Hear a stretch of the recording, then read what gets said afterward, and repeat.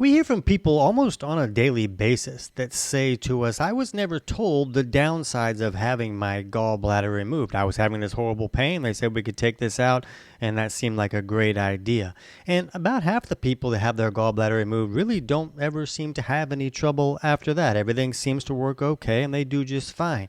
But around half the people who have their gallbladder removed eventually end up having some significant digestive issues, and they don't really understand why that would happen. But without that gallbladder there, that digestive process really can change for a lot of people. The gallbladder is meant to hold this bile substance that comes down and helps us neutralize acids that are leaving the stomach. It helps us emulsify or break down our dietary fats so we can access fat-soluble vitamins like A, E, D, and K.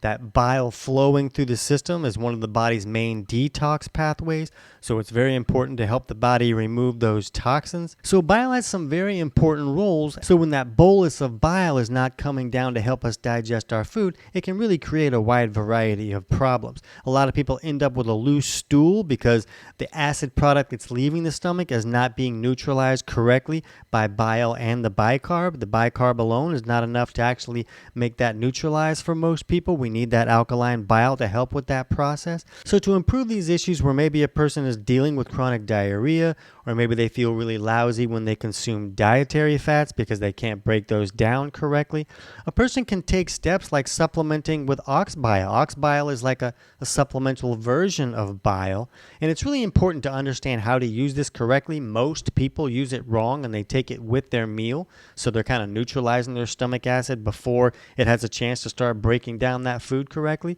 So we like to see people take ox bile away from food. A person could also use like a lipase digestive enzyme. That's the enzyme that our body uses to help us break down dietary fats.